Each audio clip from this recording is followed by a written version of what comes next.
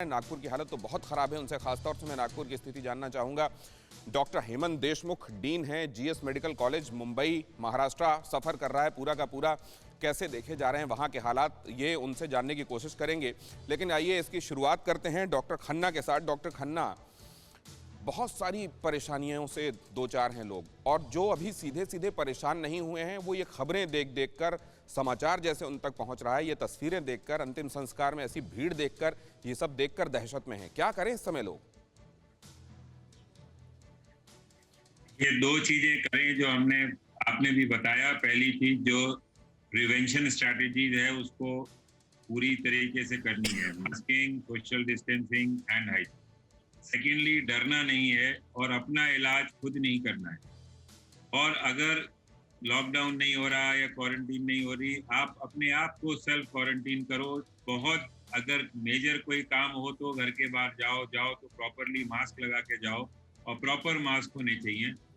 और अगर आप अवॉइड कर सके हो तो जरूर अवॉइड करो। घर में अगर बड़े लोग हैं तो उनको आइसोलेट करके रखो। आप ये तो करना ही करना है, डरने से काम नहीं है। पैनिक में अगर तो आप कोरोना पॉजिटिव हो गए, जबरदस्ती अपने को एडमिट कराना वो ठीक नहीं है। डॉक्टर की सलाह लो। अगर 90% पेशेंट अभी भी होम क्वारंटीन में ठीक हो सकते हैं डॉक्टर की सुपरविजन के अंडर, वो पेशेंट जो सीरियस हैं या जिनको हाई रिस्क हैं, उनको आप अस्पताल में बेड अवेलेबल कराने का मेन मोटिव होना चाहिए। और उनके लिए बेड हमें अरेंज करने हैं और उनके लिए प्रॉपर इलाज करना है। ये आपने बहुत अहम बात कही कि उनको अस्पतालों की तरफ नहीं जाना है जो घर पे अभी ठीक हो सकते हैं।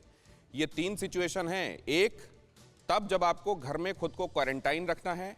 दूसरा, जबकि आपको अस्पताल जाना है लेकिन आइसोलेशन वार्ड में रखा जाना है आपको, मतलब वहां जहां आपको सीधे सीधे ऑक्सीजन की जरूरत नहीं है। और तीसरी वो स्थिति जब आपको ऑक्सीजन की जरूरत है। और चौथी वो जब वेंटिलेटर की जरूरत पड़ सकती है। जरा अब डॉक्टर एमसी मिश्रा के पास जाएं। लेकिन डॉक्टर एमसी मिश्रा, बहुत सारे लोग अस्पतालों की तरफ इसलिए दौड़ जाते हैं क्योंकि उन तक ये जानकारी भी है कि बीच में एक स्टेज ऐसी आती है जहां अचानक बॉडी का पूरा सिस्टम ऐसे गड़बड़ाता है कि वो फिर संभाले नहीं संभलता।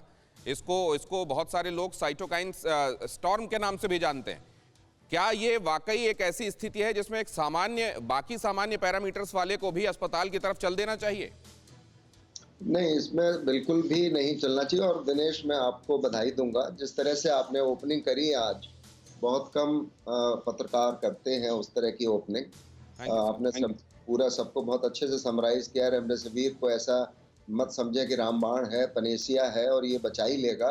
ये बहुत अच्छा आपने मैसेज दिया है। लोग इसके लिए ब्लैक में बेचारे कितना कितना पैसा खर्च करने की कोशिश कर रहे हैं, और फिर भी शायद अगर लंग की कंडीशन ऐसी है तो रेमडेसिविर से भी कुछ नहीं होने वाला।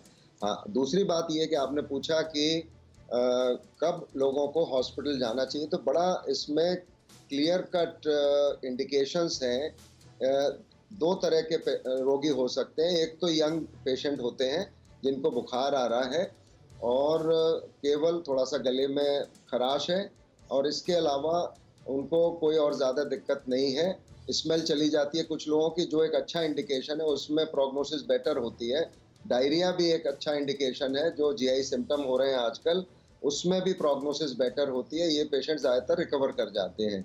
और जब हम कहते हैं जिनको कोमॉर्बिडिटीज़ हैं, जैसे किसी को डायबिटीज़ है, उम्र ज़्यादा है और उसमें उनको कोई हार्ट की बीमारी है, या कोई कैंसर कीमोथेरेपी लग रही थी, फिर कोविड हो गया, या ऑर्गन ट्रांसप्लांट हुआ है, किडनी फेलियर है, लिवर फेलियर, इस तरह के रोगी अगर हैं तो, और उनका सैचुरेशन अगर 94 से नीचे जाता है तो हॉस्पिटल की बात करें।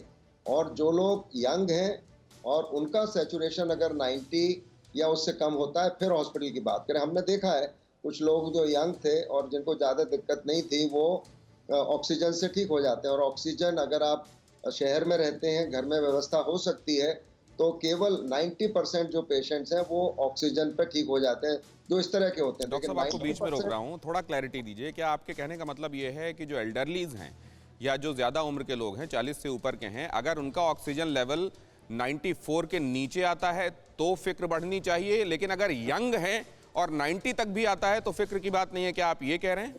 बिल्कुल। और दूसरी बात ये भी है कि जब भी आप अपना ऑक्सीजन सैचुरेशन देखें, उसको बैठ के देखें और लंबी सांस लेके देखें, क्योंकि कई बार लेटे लेटे अगर ऑक्सीजन सैचुरेशन आप चेक करेंगे तो वो थोड़ी सी कम नॉर्मल भी आती है। आप अपनी भी चेक कर सकते हैं घर में कभी, कि अगर आप लेट के देखेंगे तो मेरी भी, अगर मेरे को अभी कोई रोग नहीं है, कोविड नहीं है, तो मेरी भी 94 आ सकती है, लेट के मैं देखूंगा 93 आ सकती है।